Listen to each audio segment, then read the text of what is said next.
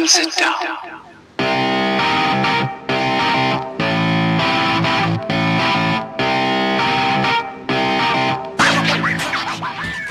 Welcome to the ChampCar iRacing series. It's round 10 from Road America. This is the iRacing series that's giving away real racing credit to put sim racers in the driver's seat. We get all kinds joining us here in the ChampCar iRacing series, both sim racers that want to go real racing, ChampCar racers that want to just get wheel to wheel, keep their skills sharp and practice with some of their fellow racers.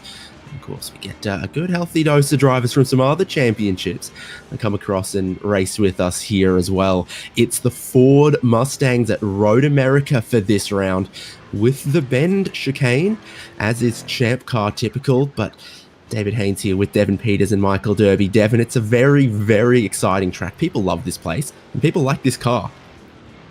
Yeah, I'd say that this is the best car that we race in the ChampCar iRacing series, and I bet you about half the grid would agree with me.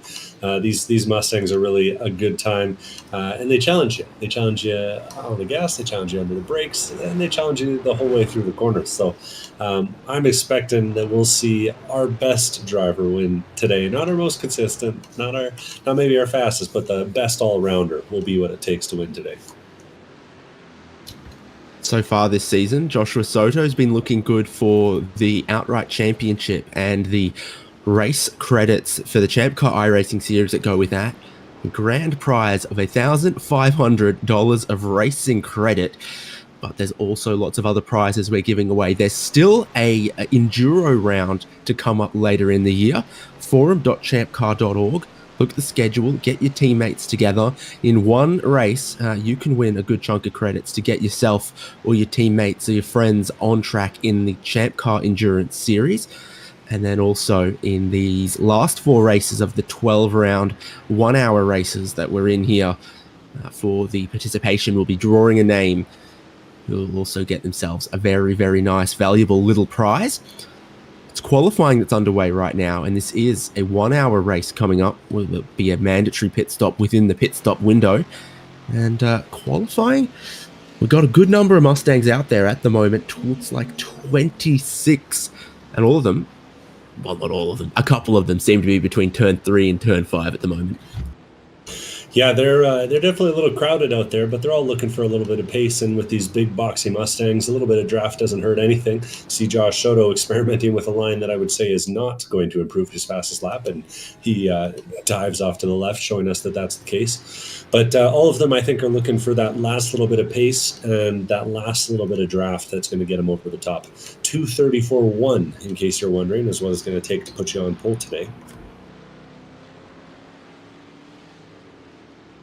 And we're watching Simon Foweather going into that beautiful carousel turn with a absolutely banned livery. Is this legal? I don't think we can show this. I think our disclaimer is smoking is known to cause cancer in all states, not just California. Yeah, and provinces too, probably. But no, it's beautiful. He's heading down into Canada Corner, and you'll have noticed that he's taking the bend today, because this isn't just any Road America layout. This is the ChampCar Road America layout, and so we run the bend, and we have a really good time doing it. And if you come to a ChampCar race, or if you watch a ChampCar race on iRacing like you are today, there's a good chance you get to see some people experimenting with all kinds of off-road lines through there.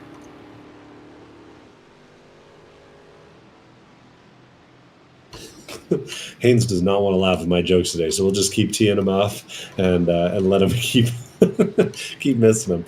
We're watching. Sorry, I had two looks things. like it's cool. Looks like Sean Butcher's leading a love train through Canada Corner. So we got a couple of love cars heading through there. That's Nick Love and Sean Saputra, 2 teammates. One of the great things about the ChampCar iRacing series is just that chance to connect with guys that are racing real cars. So if you're imagining a world where you get on track one day, it's nice to be able to come out and meet some folks. And a clear indication that this is a team that haven't updated their paint in about 12 months. But no stress to them. They crossed the line, trying to work together for some of that slipstream, and I think they also crossed the line that'll give them one more lap here, because we're rapidly getting towards the end of this qualifying session. Yeah. It's a last couple of seconds here, and I can't seem to recall if we're going to see them all disappear off the track, or are we going to let them finish? We're going to let them finish here on the final lap, it looks like, sure enough. So we'll see. We'll let them bring it to the line. And I'll look to try to see who's going quickly at the moment. Obviously, the Love Racing teammates are closed up, and there's the maneuver. Let them through at turn 5 and see if we can negotiate the rest of the lap cleanly. You've got plenty of horsepower in this car, and you do see them hack it sideways quite regularly, and that was a super sector for Nick Love. But there is a whole lot of remaining racetrack to see it out here. To my eternal shame, every time we cover anything from Road America, I'm reminded that it is in fact a couple 100 feet longer than Bathurst. They make it bigger in America, right? You know. Got those big Johnsonville brats. Got those big long racetracks. That is actually surprising, though. I wouldn't have guessed, what with it being flat and all, that'd be the case. Nick Loves takes a trip through the bend there. Misses the first apex a little bit, but getting a nice run down the straight towards Canada Corner there.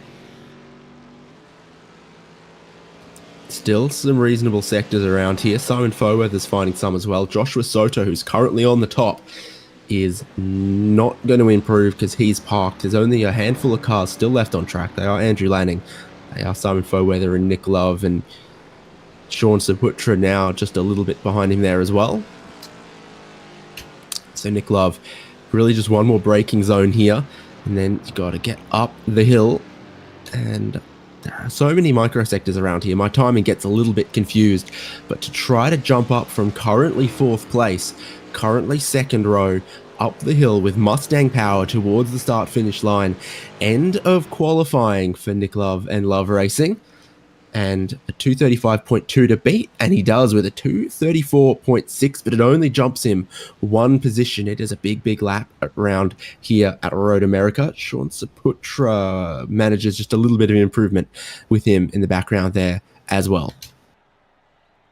So that is everyone from qualifying, and in a second we'll get to take a look at our grid for round 10 of the ChampCar iRacing series. It's Ford Mustangs at Road America with the bend layout.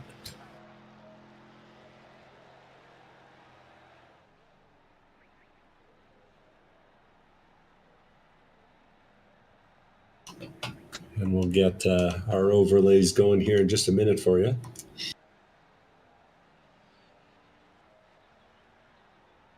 Got Logan Sennhauser on track, actually practicing his pit entry at the moment, and everywhere we go we have a pit stop required, at least one, and the pit entry is a place that you can gain or lose a lot of time.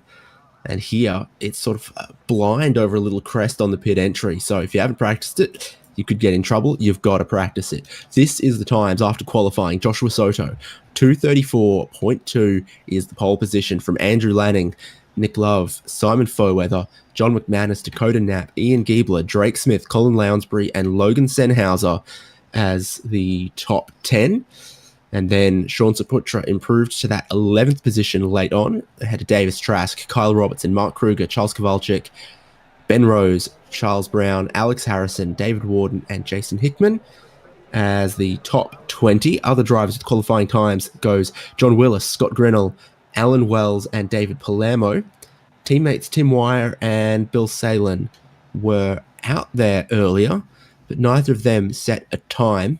That did seem like a challenging thing to do around here, to just complete your first clean lap.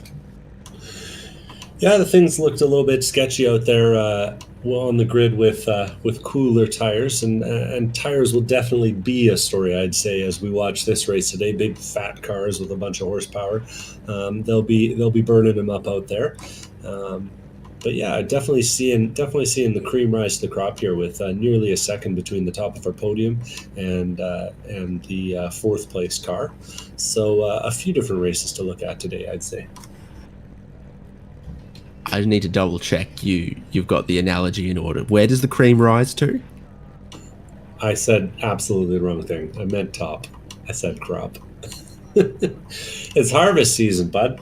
Actually, There's it's long so past many harvest season.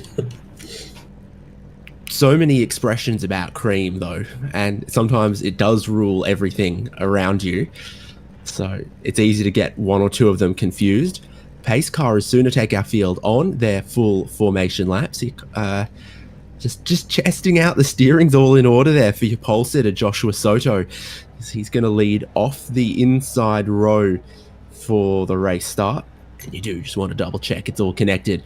This is just a classic, good old car, and that's why the drivers love it. That's why we love watching it. Makes good noise, makes enough horsepower from the V8, and it's just got the classic rear end, classic gearbox. It's tough to put that 300 and some horsepower to the ground. When you get it right, you can go pretty quick in a Ford Mustang FR 500S, but while you do it, you do burn a little bit of dyno juice, and that's why everyone's going to need to make a pit stop at some point in this race. And there comes more of the strategy in this, because do you, at that point, also opt to change some tires? It's a heavy car as well that can chew through those. Yeah, and we've seen lately in some of the other series we've been commentating that cold tires are definitely a risk too. What for how long they're going to take to get up to temp and how bad the car is going to feel while they're underneath you. We had pretty good weather for it today. 84 degrees on the track, 82 in the air, and a slight wind coming in from the south. TBD if that's going to affect our drivers out there in terms of how it's going to affect the draft. Drafting always a big factor around here too, of course. So even though our top three has set pretty fast individual qualifying times, I wouldn't be surprised to see most of the top 10 hanging with our top few drivers, at least for a little bit, while things get settled down and while those draft groups are sort of forming up. So it looks like David Palermo, who did set a qualifying time, hasn't gridded. Bill Salen, who didn't set a qualifying time, has. We'll keep an eye on how many Ford Mustangs take the start of this race, Devin. That looks like 26-ish, and we'll have to see if they all hit. I'm not seeing Tim Wire out there, like you said. David Palermo, we'll call it 24. It's a good number, that. Lots of racing pedigree with 24 on the grid. As a car number, as a race distance, as a TV series? Question? I'll leave that to you. I don't know a lot about action drama television series of the early 2000s. But they're working their way around the carousel behind the pace car at the moment. Beautiful, scenic part of the track. And that's where things start to take a little bit of a change here on this layout, is you exit from that carousel, and rather than staying left and thinking about the kink, you've got to get across to the right-hand side of the track, really woe it up for this bend, this chicane. It's tighter than you think, as demonstrated by the pace car pulling a couple of car lengths on the field as they try to work their way through there at pace car speeds. Yeah, pace car doesn't have to worry about slowing down to make the corner, so it's got a little advantage through the bend. It just kind of flies through there. And we'll come on down to what can only be described as the finest corner on the circuit. Some would say, some of those people who would say are Canadian, but that's fine. We love them. How many Canadians on the grid today, Devin? The Canadian report is looking a little bit slim, if we're being honest. I'm going to tell you that there are currently 0 whole Canadians in the race today, and that's really a shame. We got to get those Canadians out here. We can make the long drive, the 30-hour drive to the nearest racetrack, and race with that Champ Car Series. Well, Road America in Elkhart Lake, Wisconsin is not too far away from where a lot of Canadians live. Not necessarily where that Canadian lives, but where some of them do. The pace car is in. Joshua Soto, he's holding them a while as we go up the hill. Great field of Mustangs under his control. 60 minutes on the clock for the Champ Car iRacing Series from Road America.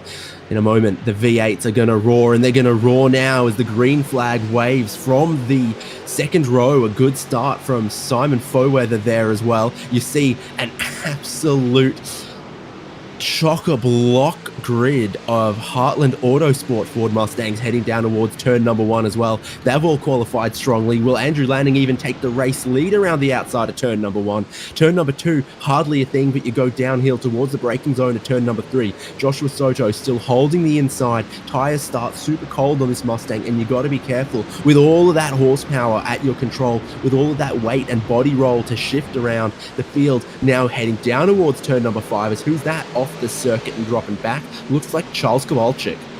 Yeah, Charles Kowalczyk had a bit of a moment around the apex of turn number 3, as you pointed out. He's making his way clear on through the Sargento Cheese Bridge and will rejoin the front. Just too much jandle. The field heads down through turn 5. Big pinch point, big braking zone as you head downhill. A little bit of give and take happening back there. Colin Lounsbury might have helped someone off the circuit just a little bit, but Joshua Soto leads them all back up the hill underneath the Corvette bridge. Plenty of side-by-side in the background, but Andrew Lanning, Nick Love, 3 cars steaming away out front. You can see Simon Foweather and John McManus not too far out of it behind that. Colin Lounsbury's come from 9th on the grid to be running 6th at the moment, head of that next group of cars, and it's all happening behind him as well. Yeah, Ian Giebler was our unlucky victim of that punt coming out of the turn number 5 there, and he was really slow getting back up to pace. He was dragging, and it didn't look like he was going to get the car back to pace. It looks like he managed to find a gear, though, and get the thing rolling again as they head through the bend for the first time. So a big stop for the chicane before the back straight. Maybe even pick up a slowdown running out wide there. If they change the track limits where you can get a slowdown going wide now? Question. Joshua Soto leads from Andrew Lanning. You see this here heading towards Canada Corner. And Nick Love, he really enjoyed the slipstream in qualifying not long ago. He's using it again here in the race. How about those track conditions? They're a bit warm as well, and this is a car that will go through those tyres. You've got a bit of late afternoon sun on the track. It ought to cool off as we go, but it started with just a bit of temperature in it. Yeah, like I said, 84 degrees now, rising since we did our intro, and that's not too surprising given the amount of drivers we got out here today. And as we watch the field come over the hill, we're seeing action all the way up and down the field. Our biggest losers through one lap, Ian Giebler and Charles Kowalczyk after their punts. Our biggest winner, actually, Charles C. Brown, running in 12th place, up 5 positions since the start of the race, and just been picking him off by the looks of things. No real special moves, just making his way around him.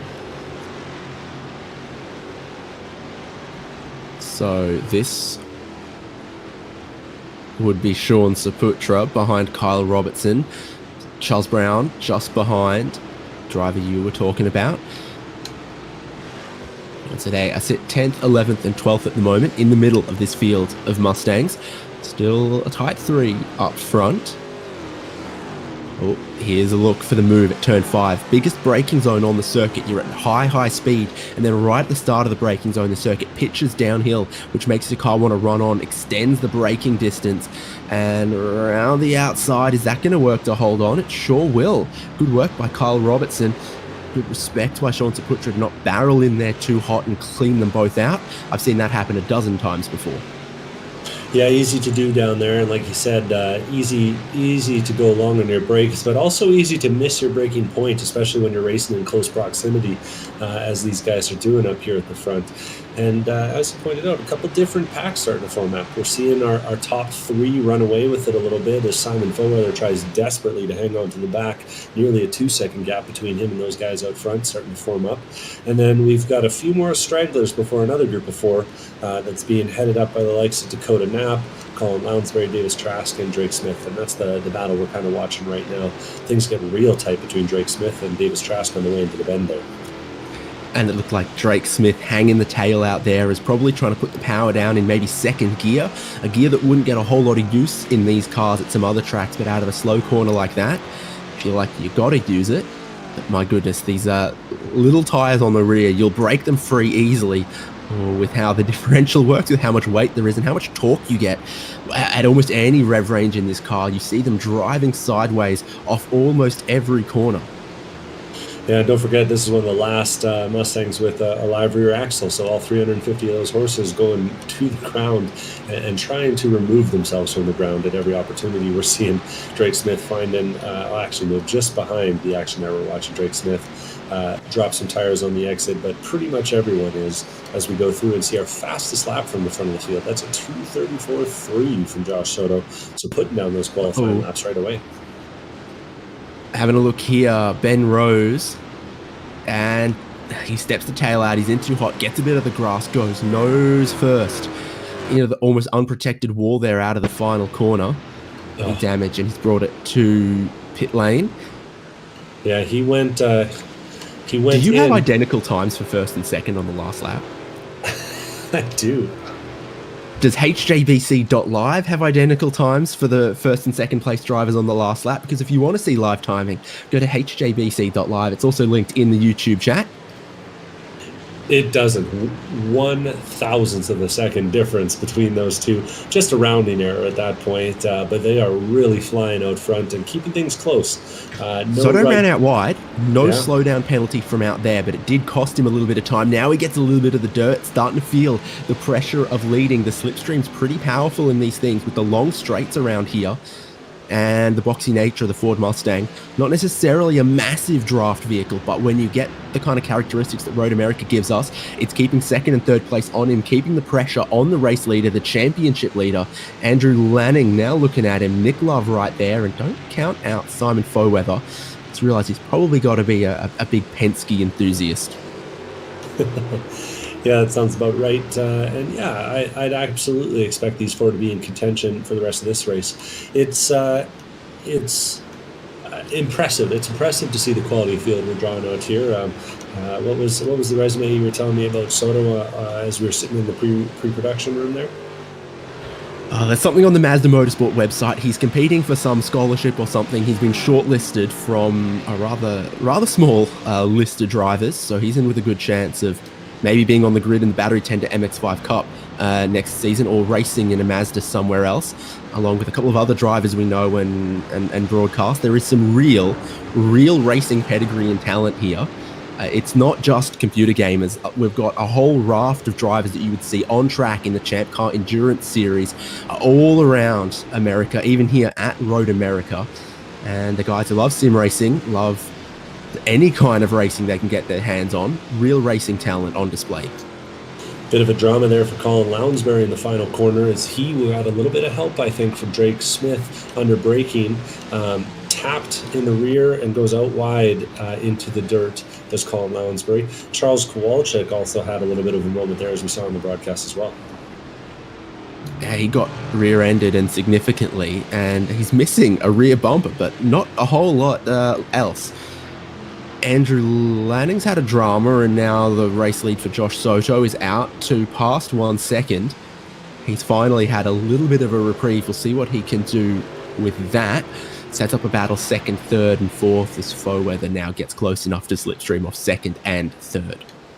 Yeah, we'll see if second and third decide to clean up their acts. And if I were in the cockpit, I'd be frantically waving my hand and making single file gestures, because you don't want to let Josh Soto run away from you. He's showing throughout this season that he's got the capacity to just put these races into a bag once he gets a lead.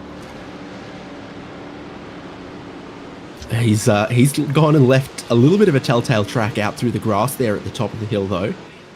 You saw it leave a little bit of dust in the air for the following drivers. 1.6 seconds. This might be what part of the lap from the hurry downs there around the carousel and then through the bend, where if you're just tidy, you can pull a bit at a time, because the first half of the lap, you got the long pit straight, and then you go through turns 1 and 3, you got the long straight down towards turn 5. Anytime you get a couple of long connected straights, it'll be tough to break away. So you're looking for a slightly technical section flowing couple of corners, and this might just be it. Yeah, a little bit tough to put the power down sometimes, but we're not seeing any of that up front. These guys are very neat and tidy through the bend. Coming through the hurry downs now, and we'll see who's the bravest on the brakes into Canada corner here. Check that track map for a second. Kettle bottoms, kettle bottoms. That's what I meant. I have no excuse. Lanning went wide at the exit of Canada corner, kicked up a little bit of dust. Nick Love looks to take that second position away from him, and not being given up so easily. You love to see this in your mirror if you're race leader Joshua Soto. Around the outside, kicking the tail out, having a little bit of a slide. Here comes Simon Foweather to take them 3 wide for second place. Joshua Soto's lead out to almost 3 seconds, but they're 3 wide for second place. Ooh. A little bit of contact there between Andrew Lanning and who's that on the outside? Nick Love on the outside, as Simon Foweather benefits from both of them battling with each other, and he's got the advantage and the inside going into turn number 1. So Nick Love ends up back in 4th place. Round the outside, working pretty well for Andrew Lanning. Simon Foweather wanted to get a little bite of that, but Lanning looks like he holds on to that second place. It all started with the poor run that he got off Canada corner, and it results in this whole pack losing about 1.5 seconds to the leader, Joshua Soto. Lanning just manages to hold on to his spot. Yeah, working hard out in the front, that's for sure. Battles up and down the field, though. Been kind of watching the likes of Colin Lounsbury and Sean Saputra as they're fighting for the back half of the top 10. It's been a little bit spicy back there. Lounsbury stuffed it all the way off into the dirt last time, or 2 times ago, going into the last turn. And he's only narrowly holding off the likes of Mark Kruger behind him. It's been pretty good fight and going on so far, though it's looking a little bit respectful, of course, as soon as we check in on it. They must have heard their names on the broadcast and said, okay, we're going to stop hitting each other. Should go around the corners. Classic livery there for Colin Lounsbury. 2 blue stripes will never look bad on a Mustang. Not sure that the rest of it is quite the white and blue American racing colours, but close enough. It might have been him, though, that caused a little bit of an accident here at the bend a couple laps ago, where we saw the bumper go missing from John Willis, it might have been. Yeah, I think you're right about that one. But you know, his car's looking great. So what's the worst that could happen? He didn't hit it that hard. Apparently, they're making the front bumpers stronger than the rear bumpers. That's how it goes sometimes. Opposite of the real world, of course. You always lose the the front splitter first. I've seen a couple cars go through the grass where you'd expect to see the splitter maybe go if that was how it was happening. Lanning's getting defensive once again. This is for second place. Now almost 5 seconds behind Joshua Soto, who has bolted, sensed his opportunity. Nick Love has to look around the outside of turn 1. Line that worked pretty well for Andrew Lanning actually a lap ago, though. So with the nose just a little bit in front, Nick Love looking around the outside, just trying to keep his nose in it. It won't work, though. Yeah, pretty good defensive driving there. Down through turn 3, the field go. This is the view from on board, third place, Nick Love. Good bit of... Everyone loves a Ford 2000's interior, right? But plenty of wheel work. Plenty of wheel work with the way that the power gets laid to the ground in this thing. Yeah, absolutely. And I was going to say, they were so gracious, iRacing, to do an art update on one of the least beautiful interiors in the service, but it is in very fine detail, that early Ford interior. Oh, They're that's good actually stuff. circles now. Those air vents used to look like octagons. That's how many, you know, poly count the interior used to be. What a good vintage! But it just goes to show that these cars are beloved on the service, and they're even though they've got the slightly older generation of Mustang on the banner photo of the Champ Car garage, these ones really are gems. These is it S502s or whatever. I don't keep up with all of the chassis codes and stuff for Mustangs, unfortunately. But there are people out there that do. I'm just trying to make them yell in the comments of the videos. What with probably Oh, getting you're it going for wrong. the rage bait engagement to keep people watching the Champ Car iRacing series. Okay, that's the tactic that you're heading for. Yet more defense from landing there, but deeper in the field with the drive off of the bend. Another Love Racing car, Sean Saputra now still fencing off Colin Lounsbury at every opportunity.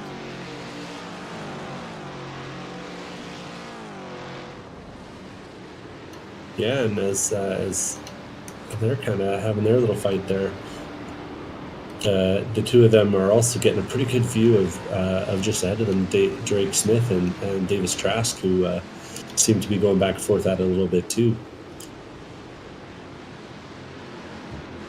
When we looked at the championship standings, I must admit I thought, Davis Trask is in second? Question mark. But then you look at a drive like this where we're already 15 minutes into the race, lots of happening, a little bit of rubbing, a couple of cars going off track, perhaps a slowdown here or there.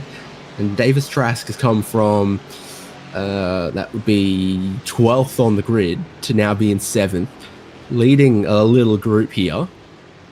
And you're like, okay, that checks out.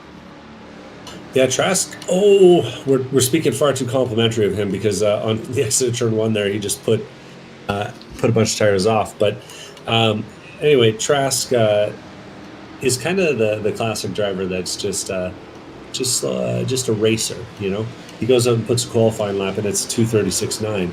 He gets out on track, and last time by, he's running mid 2:37s, but he's doing it faster than everyone else around him. Just needs a little bit of inspiration to get himself going. Fending off the likes of Drake Smith there down into turn number 5, the two of them both going hard on the brakes as they flip through turn number 5 there. And then back up the hill underneath the Corvette bridge on the exit here is one of the places drivers have been digging up some of the greenery from America's National Park of Speed. Not like where those fat bears are, that's America's National Park of Greed. Oh, but they look so cuddly. Why am I not allowed to pat them? We did see Nick Love get past Andrew Lanning for second place. Now Lanning's dropped back into 4th as Foweather has also gotten past. So great qualifying performance from Andrew Lanning. Great opening couple of laps pace-wise. Consistency hasn't quite been there and might have frustrated some of those other drivers as Joshua Soto, once he was unleashed, you just see him up the road there now with an 8-second lead. Yeah, I went back and checked on the happenings for Andrew Lanning. It looked like he got a slowdown going through turn number 5, so definitely possible to do on the exit. And he gave it back through the hurry downs. Actually, the hurry downs. And when he gave it back, Simon Foweather just quickly leapt ahead of him. So now, like you said, the order is Soto, Lanning, Love, Foweather, and Knapp another 5 seconds behind. Oh, missed gear shift, bit of contact. That's what's happened to Sean Saputra. He's tried to get from second to third gear, not gotten it. No drive. He's been collected by the cars behind. Take a look at this.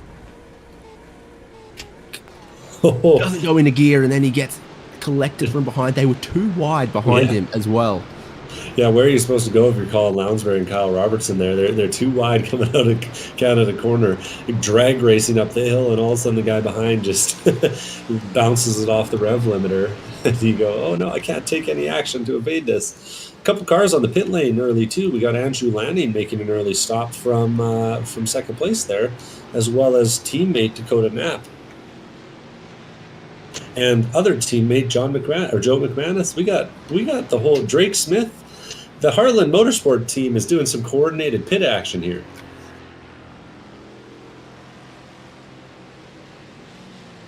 And it looks like of all those cars, Sean Saputra is the only one I've seen going for tires. It looks fuel only from all four of the Heartland machines together there. Yeah, Davis Trask coming out as well in the mix of them. Not really any time lost from Sean Saputra with that either. So if you want to keep an eye on the pit stop times, hjbc.live for your live timing as well. So there, Saputra rejoins the race behind what looked like a team call.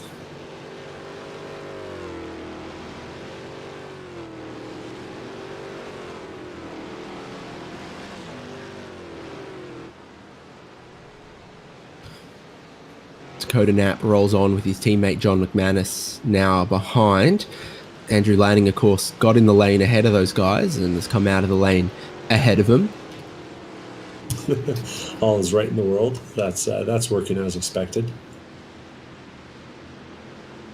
Is a surprising strategy, though. I mean, still 40 minutes to go in the race, or thereabouts, and you wouldn't think that these cars really want to go a full hour on the tires. But that Heartland team, they might have been doing some practice that suggested otherwise. And we'll see. Maybe the early fuel stop gets them out of some of the battles that they were having to deal with too. They can just focus on being teammates. Creates a little bit of extra free space around this part of the racetrack here, sort of behind third. So there's now free space between Kyle Robertson and Colin Lounsbury, a bit more space behind Lounsbury ahead of Mark Kruger and Logan Sennhauser. Have you ever said Logan Sennhauser in your life before today? Not Logan Sennhauser, but I probably would have got there what with the Sennheiser brand existing up here in Canada. I'm more of an Audio Technica kind of guy, and then maybe the tiebreak will have to go to Michael Derby on that one. That's just a little bit wide from, I think, Bill Salen. He is not getting lapped, but these cars have stopped and now they're coming back past him. Or was it, in fact, Alan Wells? Was probably, in fact, actually Alan Wells. A couple of the Team Salen's guys out there. And this is the kind of traffic you get put into if you decide to pit early. Yeah, no one else felt the need to pit early, but those two are working pretty well by the looks of things. Dakota Knapp and John McManus ahead there, dragging their teammate Drake Smith along as well. Looking good with those matching liveries, must be said. I'm actually watching Charles Kowalczyk minus a bumper as he battles along with David Warden. They're too wide going under the Sargento Cheese Bridge. And you'd think that with no rear bumper that Charles Kowalczyk would have some sort of speed advantage here. But it seems to be mostly down to the drafts as they head into turn number 5, and Kowalczyk maneuvers his way up the inside. Nicely executed. Will he hold it on the exit? He does, and that's a position for our man Charles Kowalczyk. Some smarter aerodynamicists than us be cutting holes in rear bumpers because they believe them to be parachutes. So I know you tell me quite what's going on with that rear bumper. It doesn't seem to be slowing him down too much. Charles Kowalczyk gets past David Ward and sets sights on Jason Hickman.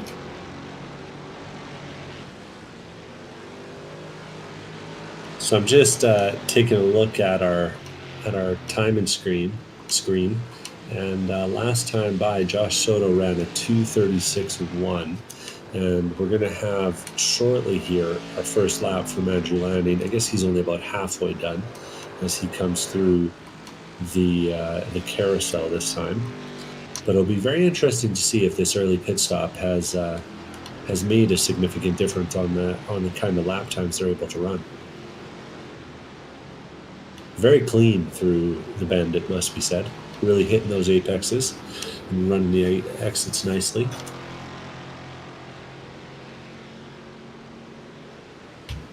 Logic tells you that if you don't change the tires and you just put more fuel in the car, it's just going to be heavier. But Yeah, he has got a little bit of clean traffic, all things considered, and it's a long pit road here as well. So all of that combined does put you a little bit cleaner air than what would happen if you pitted early at some other tracks. So we will find out, but it's looking pretty reasonable for Joshua Soto at the moment, as he now has a 235.7 on the lap that we just saw him complete, and we're soon to see Andrew Lanning come up the hill to the line. Yeah, you must have heard me talking on the broadcast and said, hey, I can run faster than that. 236 last time by. And speaking of this time by, Andrew Lanning, 237.1. I wouldn't say that strategy's working out. Sean Saputra is the one who took tyres with that group of cars that all stopped together, and he has a 236.9. That looks a little better, but these Mustangs are thirsty. That's a lot of fuel to be carrying on board of them. Started the race with 7.2 gallons today, and everyone there had a pretty lengthy stop. I won't spoil the exact numbers, but especially Andrew Lanning, he actually took the most fuel out of all of his teammates by 4 or 5 seconds. So that might be playing a factor as well if he's gotten that fuel number a little bit wrong.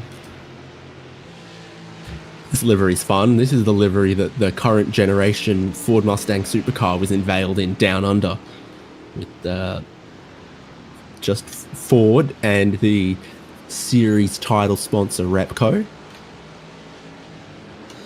Yeah, looks good. They should change back to these ones.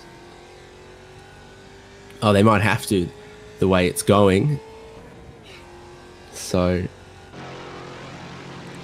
behind Mark Kruger tuned at the moment. 6th and 7th, the question is, will it remain like that once the rest of the field have to make their stops? Relatively high fuel consumption around here, you'd say. So 7 gallons isn't going to take you super deep into the race today.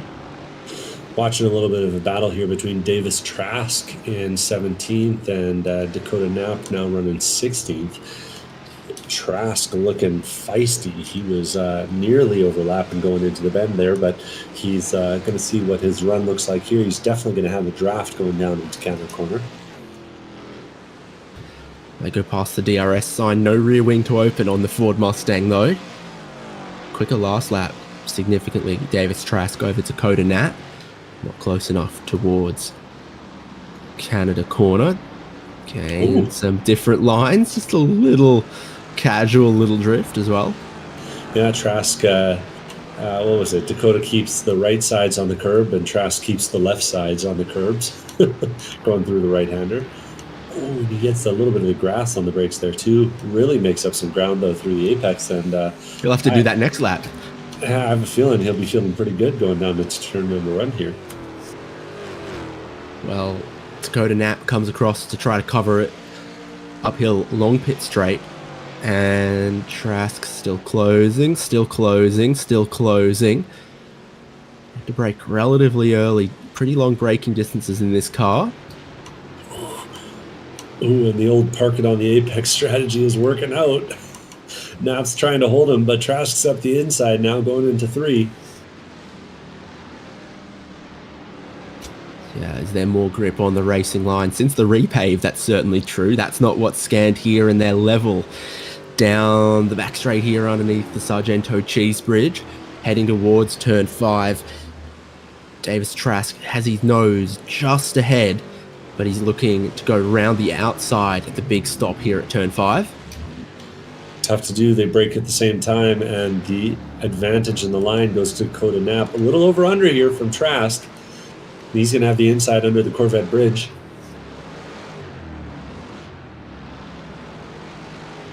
Ooh, no grip on the outside there. Can Trask complete this? Right-hand sweeper, looking to go around the outside, almost contact, and he does get around the outside, get that position. Dakota Knapp now being caught by teammate Drake Smith, who has a little bit of a look for it at the left-hander here. Trask runs out wide across the gravel, but the next corner comes up very quickly, and you can just park it on the inside like it's been done to you a time or two. Davis Trask holds on. Trask will be sweating a little bit maybe with now 2 Heartland cars behind him, but he's got that position locked down for now. We'll have to check back in on him in a little bit. I'm actually watching, or I was watching, and then of course their battle ends. Logan Senhauser was in a pretty good battle with the likes of Mark Kruger, but Mark Kruger, you see, has just dived off into the pit lane, and so he's decided maybe, hey, I'm giving up a little bit too much time, and we're at the halfway point, so 30 minutes to go. He decides to hit the pit lane. Sure does. Mark Kruger to the lane. Now, the box you get given on pit lane is relative to your qualifying. So Kruger, who qualified 14th, will be looking for the 14th box from pit exit. Joshua Soto will have the number 1 box right at pit exit. Kyle Robertson and Colin Lounsbury are having a pretty good battle underneath the Sargento Cheese Bridge going down into 5. Lounsbury decides to back out of it after getting a pretty good run by the look of things. I guess he's decided fuel saving is the correct strategy at this point. Surprised with how good of a run he had out of 3 that he decided to back out of it. You would have thought. Good run, good head of steam, and not trying to make the pass. Yeah, a little uncharacteristic, but hey, we'll see how it pans out. It is not a bad idea to be the guy saving fuel at one of these. Now, the fact that we're about to see a replay of Mark Kruger's pit exit doesn't inspire me with confidence that we're about to see great things. He exits the pit lane, and nothing happens. And then goes around turn 2 and 3, and nothing happens. So as far as I can tell, Mark Kruger had a successful pit stop.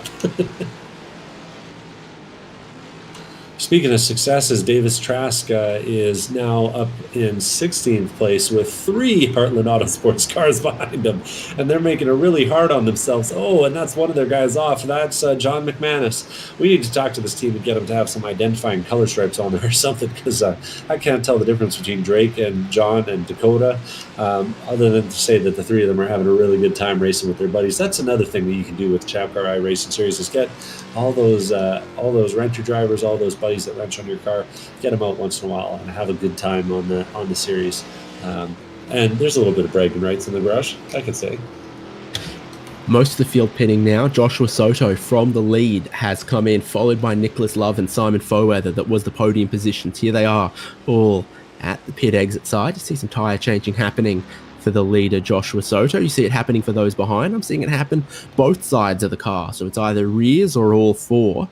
The way that they're going takes a nice drop of fuel to get you to the end of this one. Joshua Soto is out of his box after 24 seconds of service and back into the race, but not into the lead of the race, because Kyle Robertson, yet to stop, has gone 1 lap longer.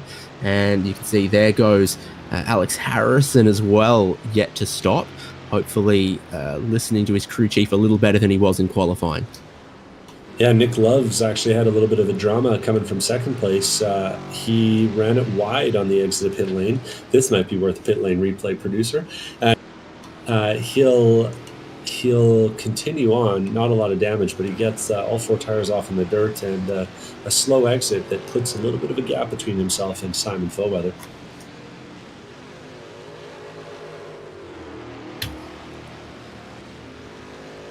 Yeah, so only a couple of cars yet to stop. Kyle Robertson, Alex Harrison, Jason Hickman, and David Warden. After that early stop, we were wondering, where is Andrew Lanning going to be compared to the podium? And he is 5 seconds behind Nick Love, who's 3 seconds behind Simon Foweather, who's 6 seconds behind Joshua Soto. So that is a ludicrously quick stop from Simon Foweather that's caught him a little bit closer to Joshua Soto. But it is, I mean, a sanity check would say if he's the only one with a pit stop that much quicker than the rest of the field, you might worry. Yeah, he's saving himself a lot of fuel, it must be said. He's figured something out. But we have seen, I feel like we've seen Foweather do some pretty good fuel saving in the past. 3-4 seconds is going to be a little tough, though. You got to think, right? As you said, Alex Harrison's name, it must be said, Harrison had a bit of an incident down at 5 that let Full Weather by. And Harrison is going to have the likes of Nicholas Love chasing him. We're actually watching, though, right now, battle between Davis Trask, Colin Lounsbury, and Drake Smith right behind. And that whole Heartland Autosports tribe is kind of running down the hill behind him. Yeah, there they all go behind Davis Trask. He's 9th at the moment, might gain a spot or two. Looks to defend at Canada Corner. And yeah, he will. Showing Lounsbury the outside. Yeah, not exactly how you want to have to do it, if you can help it. They're all going to pick up a couple spots here when the last of the drivers who need to pit now, as they are doing. Kyle Robertson, Alex Harrison, and also expecting Jason Hickman and David Ward, and the next 2 cars up the road from the battle to need to stop as well. And they are crawling up pit entry. The pit lane speed limit starts a lot later than that, boys. You might be out of fuel. Side by side on the road, though, battle of the stripes. As they cross the stripe, it's almost neck and neck. But the inside lines, Colin Lounsbury, that's where you want to be. Yeah, a little easier to defend from there, and they pass Kyle Robertson on the exit of the pit lane. He rejoins into the middle of the battle. Ooh, it got a little spicy back there. Dakota Knapp manages to take avoiding action, and Sean Sputra puts 2 wheels on the exit, on the dirt on the exit. If the car exiting pit lane just stays on the inside, it's everyone else's responsibility to go around them with the car widths around the outside. But my goodness, this is 5th through to 11th here now that we've had those pit stops. It's just a train behind Colin Lounsbury. There's 13 seconds up the road from this to the next position, Andrew Lanning in 4th. So it's that top 4 we were watching early on in the race, and this is the rest of them. Lounsbury, Trask, Smith, McManus, Sean Saputra, Dakota Knapp, Kyle Robertson. Logan Senhauser not too far off it either. Yeah, he's driving his way back up into it for sure. And how about this? Keep on battling, that'll be a challenge, yeah. 13 seconds between Andrew Lanning in 4th and Colin Lounsbury in 5th. 13 seconds from 5th place takes you all the way to 14th. And that 14th is no easy pushover because that's the likes of Ian Giebler, who got a little bit of problems there at the start of the race. Still down 7 spots from where he started, but definitely a quick driver himself. So wouldn't be surprised to see them all coming together. They're going, they had a little bit of a moment there. Trask off-roading. He missed his braking point, nearly took out Colin Lounsbury into the bend. And I'm guessing that he'll have we're seeing it here, Colin, luckily to avoid that bumper from Davis Trask. Trask carries on straight into the dirt, but he's given back some time here as we go through the kettle bottoms. He's given up a bunch of time and a bunch of positions too. I think Trask was looking in his mirror at what John McManus was doing, and then they both got in there a little hot. I think John McManus is looking at Sean Saputra in his mirrors right now, because Saputra's trying to get some overlap and run the wide line around the outside of him going into the final turn here. He might just do it. That was a good entry for him. He's going to give him a push. Well, that doesn't help you get by. Didn't have a lot of room, though. He'll have a little bit of draft, though, and a little bit of momentum going up the hill. See them all pop to the right-hand side and almost leave. Sean Saputra hanging here. Heading down towards turn 1. Beautiful sunset going on and changing lane. Kyle Robertson tries to pick the lane that he wants to be a part of, and he might have picked right, because Sean Saputra around the outside, a little bit of gravel. No, he looked so good around the outside, but then it went just a tiny bit wide. Lets John McManus back down the inside. Here at turn 3, they make a little bit of a touch on the way in. It checks up Sean Saputra, and now Dakota Knapp gets alongside him. And you can see a couple of cars starting to close in on the back here. Logan Senhauser has joined the battle. So is Mark Kruger. Ian Giebler will be next.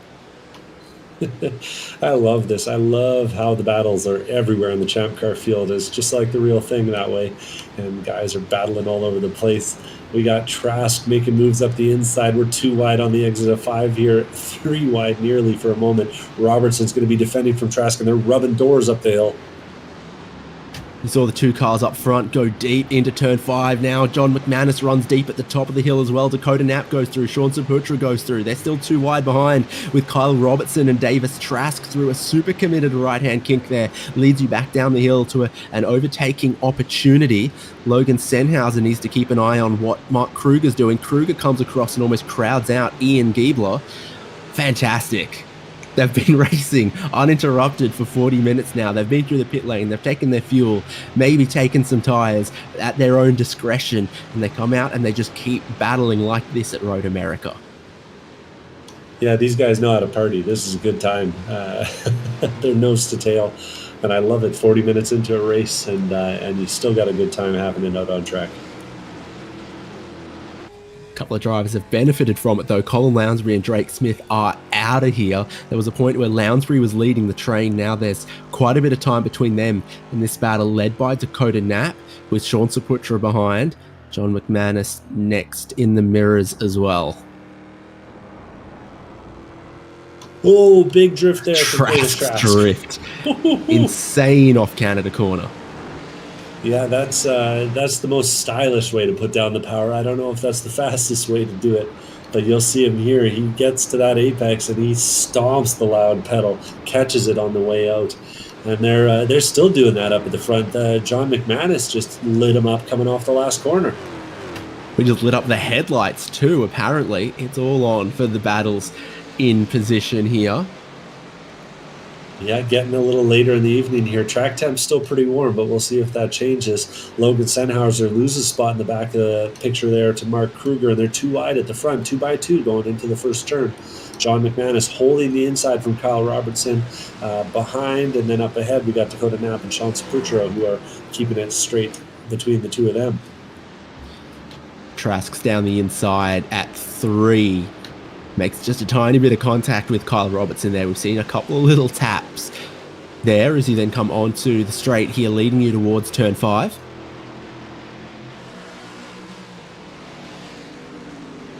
And it looks like a little bit of battling going on up the front. Sean Saputra wants to have a move here on Dakota Knapp. Knapp's really deep down, trying to stop the over-under though, and he parks it pretty well. He's going to hold off, but Saputra gets a good run up the hill. And under the Corvette bridge, he's going to have the inside and the spot by the looks of things. Good run by Saputra. He gets up to 7th place. And there is just so much fighting going on in this group. They've all had their pit stops. It's a sprint to the end now with 18 minutes left on the clock around Road America. The size of this lap, more than 4 miles, question mark? I think so. You don't actually get that many laps into your amount of time, only probably 7 or so more to go. Different lines through the carousel. Saputra kind of taking this double apex kind of thing, sliding it on the exit and then braking into the bend. It's important that you know, Haynes, that with the bend, the track is exactly 4 miles long. 4.000. So you'd only have to walk it 125 times and then 125 more. Oh boy. What am I going to do with you? Goodness only knows. Still, inseparable racing. It's like there's a curse on whoever's leading. Oh, and he's in the wall hard.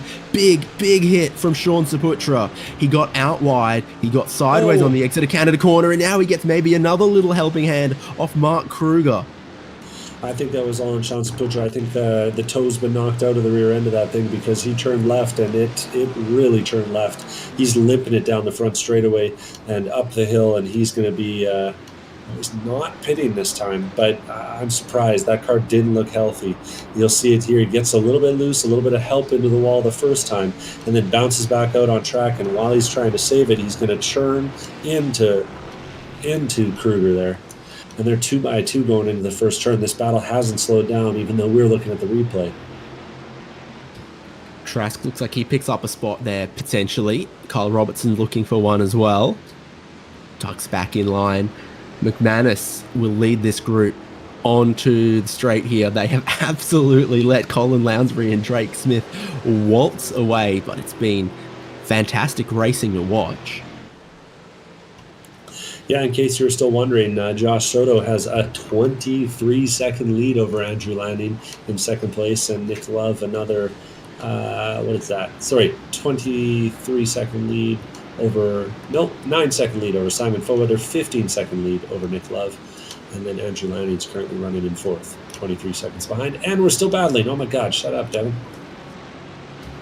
I don't even know where you look to read that kind of wrong info, but go off, King.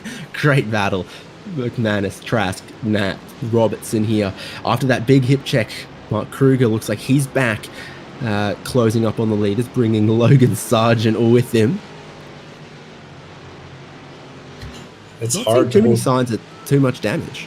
Yeah, I was going to say, he's suddenly driving it pretty straight, so I don't know if the tires were just dirty. Kyle Robertson's trying hard to hold the outside line, but it's not quite panning out for him. He's trying to make the outside move on Knapp. Instead, he's just going to be right up his bumper going through the bend this time. Trask got close through the bend, tried to sacrifice some of the first part to get a good exit.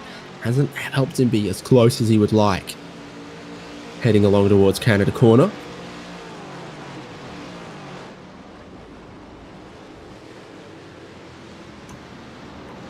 Yeah. Oh, Trask. Trask really takes that inside line. He's kind of been doing it all race, where he gets the left-hand side tires on that curb, and I'm surprised there's not a slowdown in there, just given how aggressive it looks from the overhead cam. But diving it in deep into the last turn too, he's actually put 2 tires out on the dirt, and that, it's subtle, but it really compromises your exit. And if he wants to have a run on John, he's going to need all the help he can get. John doing veteran things up the hill, going from right to left, minimizing the slope and getting close to the wall. And Trask is going to get a run, but it's not going to be enough. Behind him, though, things are still potentially a little bit spicy. A little bit more spread out than we see him over the past few laps, but that doesn't stop Dakota Knapp from taking a defensive line into turn number 1 as he tries to hold off Kyle Robertson behind in that green car. Should be 6 more laps, as you see Ian Giebler starting to work through this pack. Helped by Kyle Robertson running off the road just a little bit. Giebler switches one side to the other, hoping to have good momentum and also the inside of turn 5. Tough to do in a pack race like this, because you can see that what would be the outside line is actually the line picking up the slipstream, probably making it a little bit tougher. Trask kicks the tail out on the brakes. Oh, and 2 of them, they all run in so deep. Both Kyle Robertson and Dakota Knapp running so long in the braking zone at turn 5.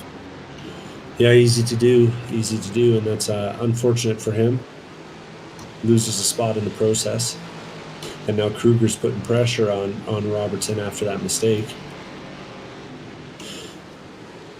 Trask is looking and then dropping out of it too, as he threw the dummy on John McManus there.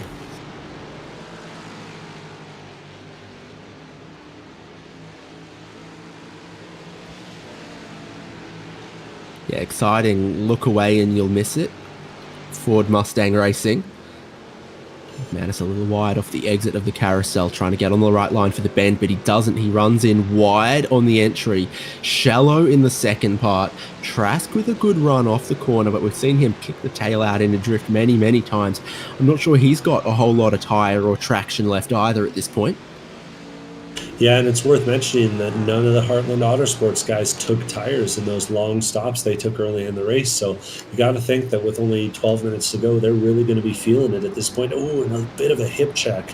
Bit of a hip check there from our the leader of this pack. That's John McManus holding off Davis Trask. And just a little bump there brings him back, and now all of a sudden it's a battle pack of 4 for this 8th overall position, 7th position that they're fighting so hard for. Trask would have wanted a bit more space on the outside of Canada corner, didn't quite get it, but now McManus has to lead them all. A long run down the pit straight, up the hill towards the start-finish line here. McManus has them towards the inside wall, and Trask would love the inside. He's going to bump the leader and then come back across to the racing line, look around the outside, look to go over under, see if he can do something different through turn number 1 on McManus, who holds a very tight line all the way through. He's placing the car super defensively. Yeah, holds the inside line there and just keeps on letting the battle pack behind him catch up. Ian Giebler's at the back of this group of four here, and if he manages to pass all three, he'll have recovered all of the spots he lost at the start of this race. So he's certainly a motivated driver who definitely has the pace to be able to do it, and he's looking up the inside line here with Davis Trask. Two team cars on the outside of them, looking like one on our camera angle here, and Trask gets a little punt. Oh, and a big punt on the outside there as the teammates come together. John McManus gets a real shunt from Dakota Knapp, and he swings it out wide. I think that's got to be a slowdown out there, right? Somehow he's just managed to avoid one, but Ian Giebler did what I'd probably do in that situation. Enemy of my enemy is my friend. You see the two Heartland guys battling with Davis Trask. You come across, try to bump Davis Trask to the lead of the group if you can, or just try to follow his lane, and it sends Davis Trask to the lead of this group. Gives a spot to Ian Giebler as a bit of friendly fire happened between Heartland Autosports. And it's 7th through to 13th in this group. Inseparable. Logan Senhauser just on the tail of it at the moment, as guys like Ian Giebler and Mark Kruger have worked their way forward in this pack just a little bit. Yeah, Ian Giebler's battle isn't finished though here. He's third in line with these guys, and I'm sure he'd love to be first. But man, I'm just so impressed. We're under 10 minutes to go here, and these guys are battling nose to tail, showing a lot of quality driving, but also just a lot of respect between the drivers. You know, that's I'm feeling good about these guys. Let's hope that they don't ruin all that as we go into Canada Corner this time. 10 to go, check on the field. Joshua Soto leads 11 seconds from Simon Foweather, who is matching the leader's pace, but has just started to drop back of late. I wonder if we're going to see him run it super close on fuel. Nick Love's still in third, and with those guys all taking tyres, they are running about a second, almost a second and a half, 2 seconds quicker than Andrew Lanning in fourth. But Lanning in fourth has a lot of time in his back pocket to hold on to that fourth. Drake Smith and Colin Lounsbury are fifth and sixth. And seventh place is where we can't look away from. They all rise up over the crest to cross the start-finish line with 4 laps to go. Trask doing what he saw others do, just leading them all to the inside line. McManus now trying to hold that inside line. Ian Giebler's the car looking around the outside. You don't really get the chance to cross back over-under on these Heartland Autosports guys. They block the inside on the exit. They're going to block the inside heading down towards turn 3 as well.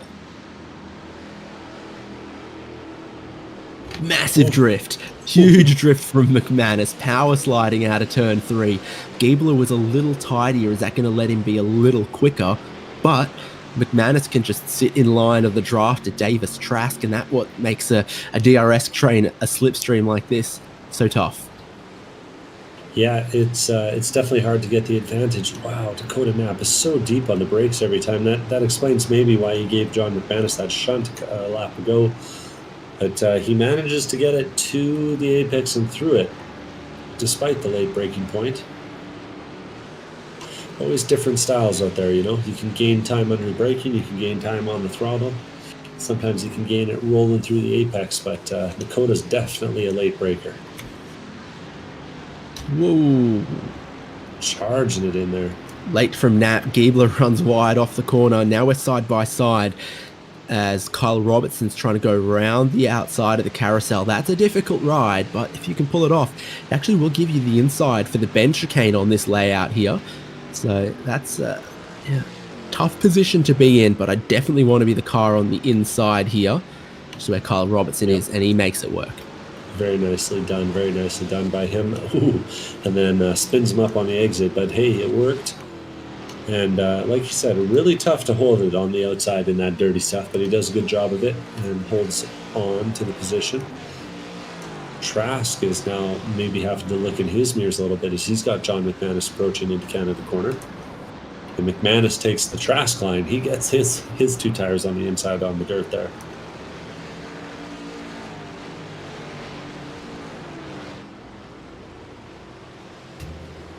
Now to the final corner. Leaders cross the line, 3 laps to go.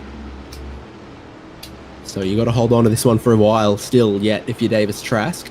Helped by John McManus running a little bit wide, not immediately coming across into the slipstream from Davis Trask. So Giebler gets a good run.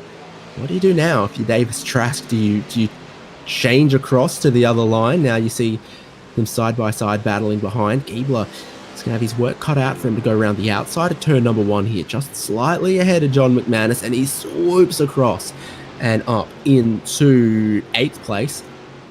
Looks like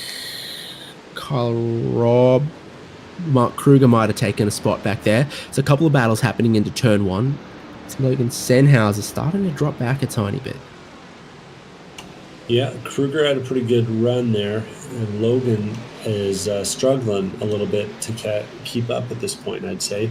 Nearly, what's that, a second, 1.3 seconds? But if the guys ahead start battling... Here's a good run back from John McManus down into turn 5 on the inside of Ian Giebler, trying to take the spot back. Davis Trask runs wide, not under so much pressure, but he just runs it in too deep, costs himself a little bit of time. Ooh, and McManus came across back onto the racing line, almost across Ian Giebler's nose there. A bit of a squeeze underneath the bridge.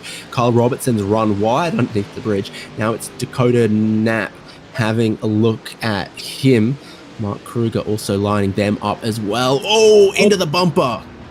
Sends Davis Trask out through the outfield. He has a massive snap, and he almost hits the wall, just keeps out of it, but loses a big chunk of spots. Yeah, he's quick for getting back on the track here, but with only 2 laps to go, he's going to have to do a lot of work to regain some of those positions. He's got 5 cars between himself and where he just was on track. Big punt there from John McManus. Ahead of them, Drake Smith's managed to find his way around Colin Lounsbury. The two of them have been going back and forth for a little while. Lounsbury now following that Heartland Autosport car.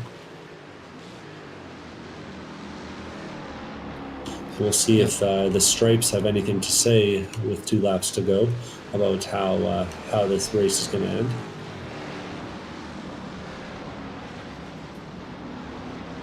Back now with John McManus, Ian Giebler.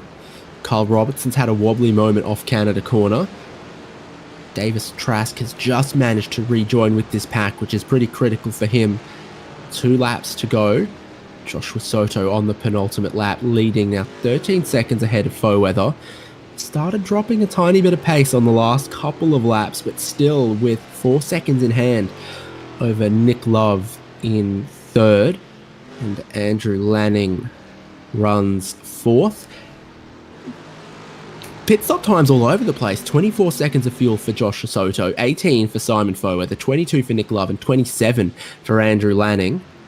And then his teammate Drake Smith here in 5th, still just sitting ahead of Colin Lounsbury. It's worth saying that Simon Foweather is doing some lift and coast. He's run a 2:37 last time by, which is almost a full second slower than Nick Love behind. So it's definitely not getting all of it out of the car with 2 to go. 1.5 at this point. Lounsbury's right on the bumper of Drake Smith, catching dirt from that car ahead as they go under the Corvette bridge for the second to last time. Just behind that, Ian Giebler gets down the inside of John McManus for 7th. McManus is going to try to cross back at the top of the hill. Giebler leaves just enough space. Super optimistic move to try to show the Mustang nose there. Giebler comes back across. He is now in 7th. Yeah, they're 2 by 2 by 2 through this battle pack. I guess 2 by 2 by 3 if you look at the last little group there. Trask trying to find his way around Mark Kruger. Isn't that a soccer formation? 2-2-3, and Trask sneaks his way down the inside of Mark Kruger, not without a little bit of contact.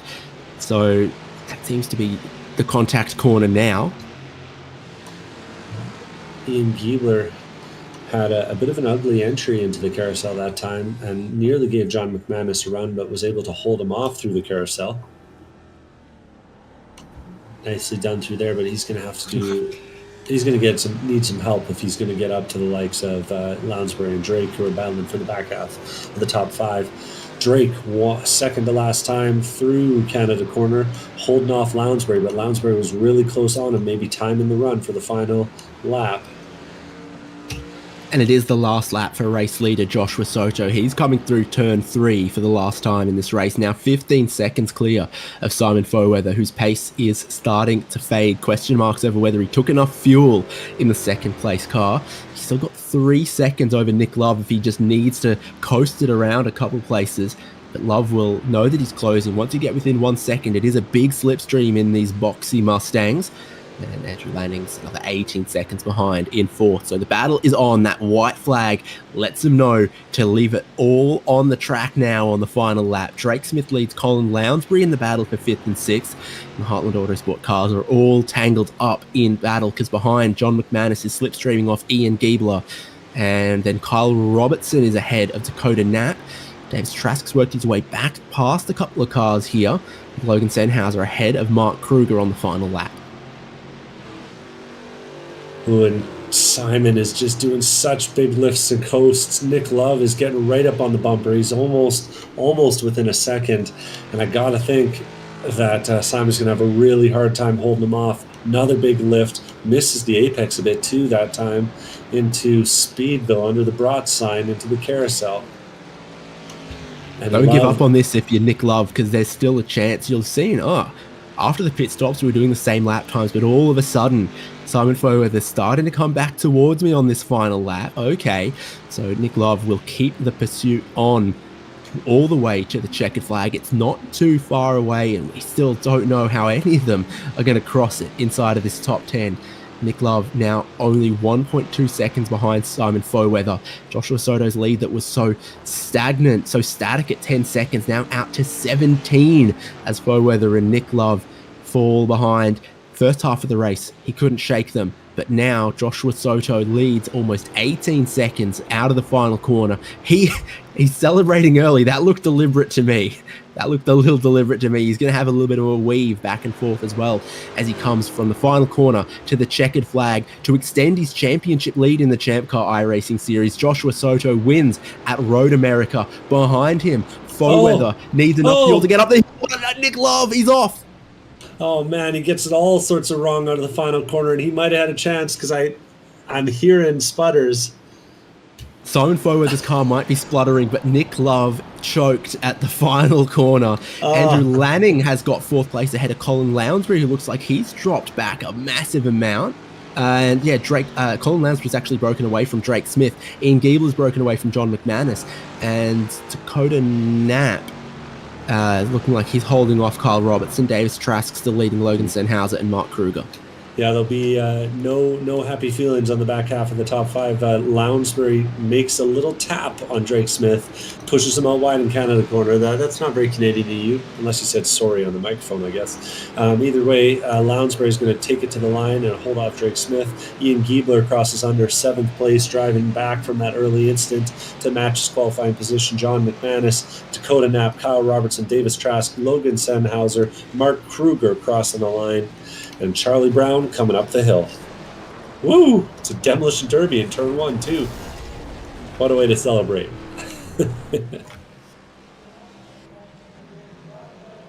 Sure is. Last cars on the lead lap, Charles Brown, Alex Harrison, Jason Hickman, David Warden. John Willis just went a lap down. So results in Joshua Soto, commanding win as it transpired.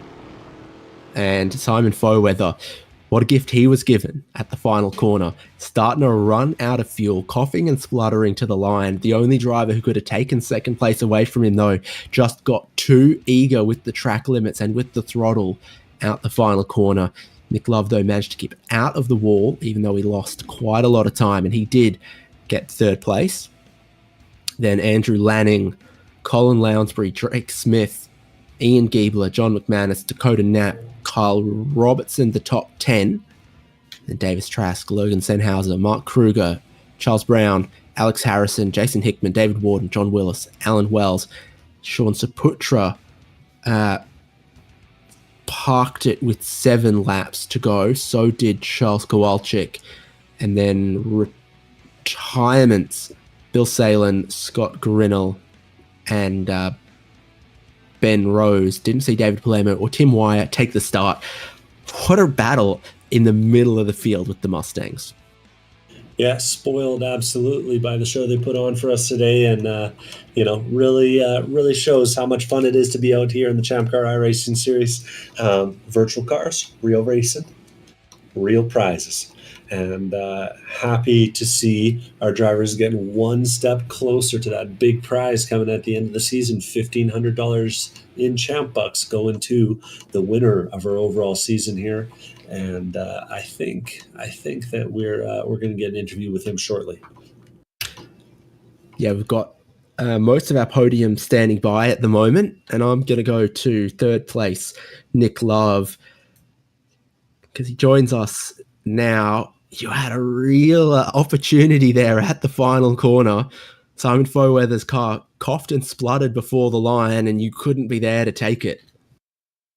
Yeah, I was only like 3 seconds behind him after the pit stop kerfuffle, and I put a tire off, lost a couple seconds, and if I hadn't done that, I would have been right there. So it was fun chasing him down that final stint, though.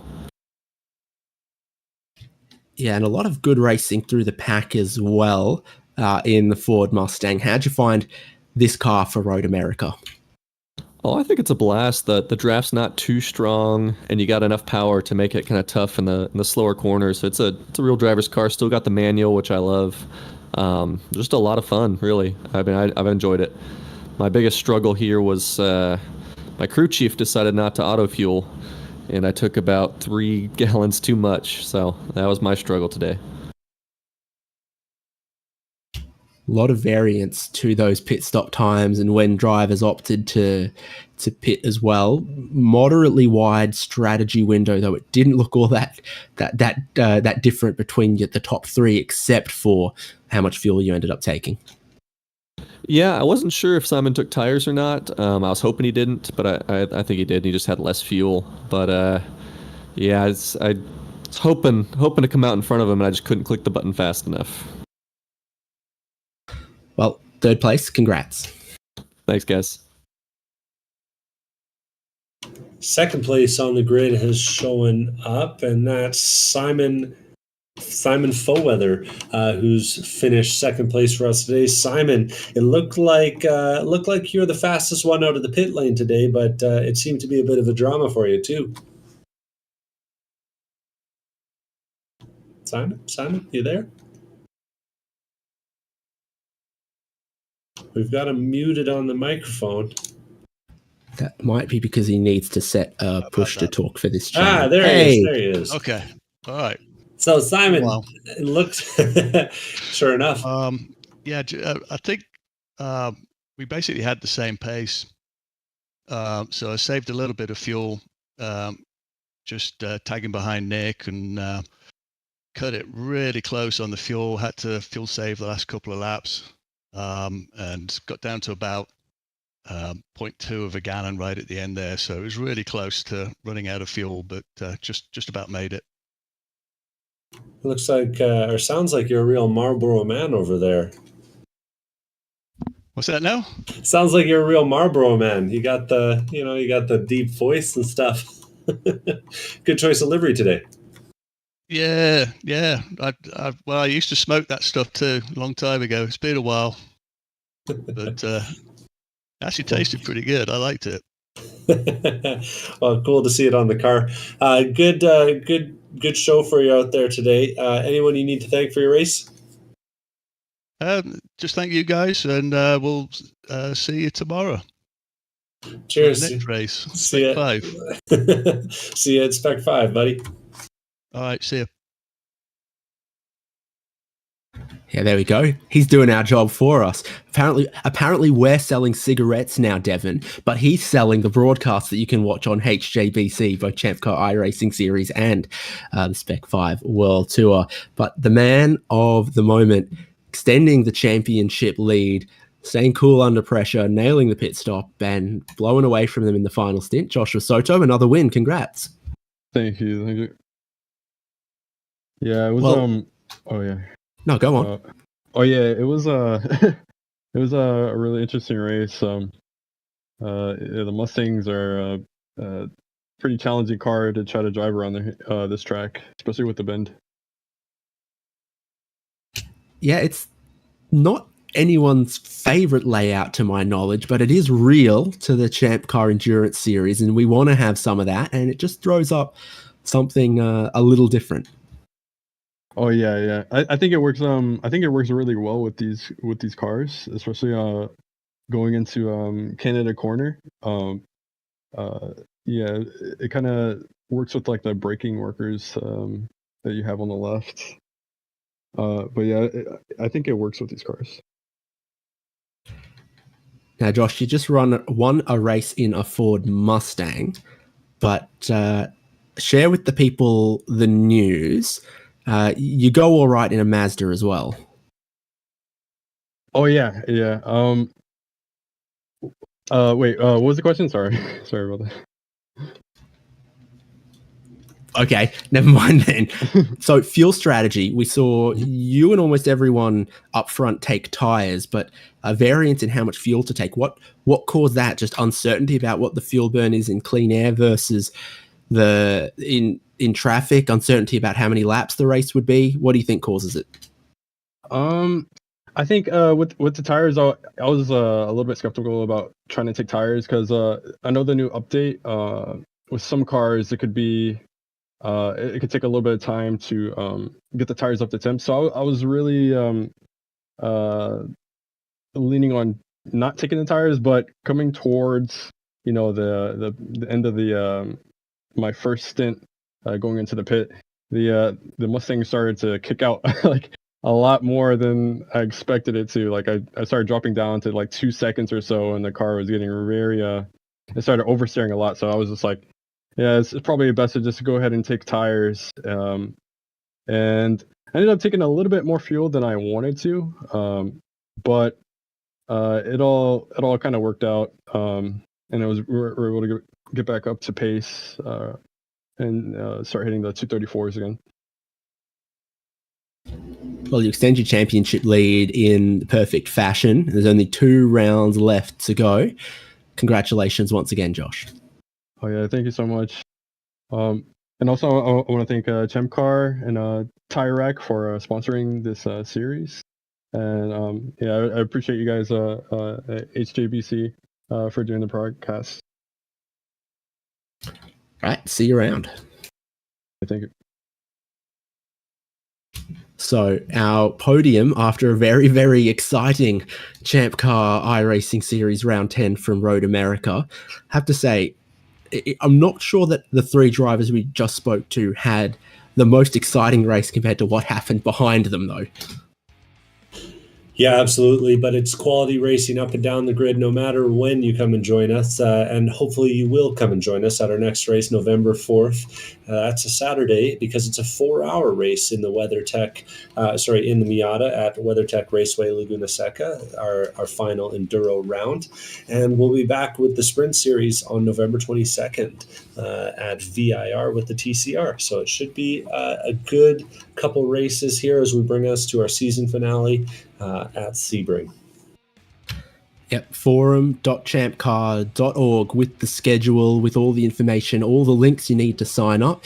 You can also join the Discord for the ChampCar iRacing series, join the community there and chat with some of the other racers. And what a great little race we've had. I'm seeing plenty of chat going back and forth between all those guys in that battle around the top 10, sort of from Mark Kruger up to Ian Giebler. What a battle they had in the final half of the race.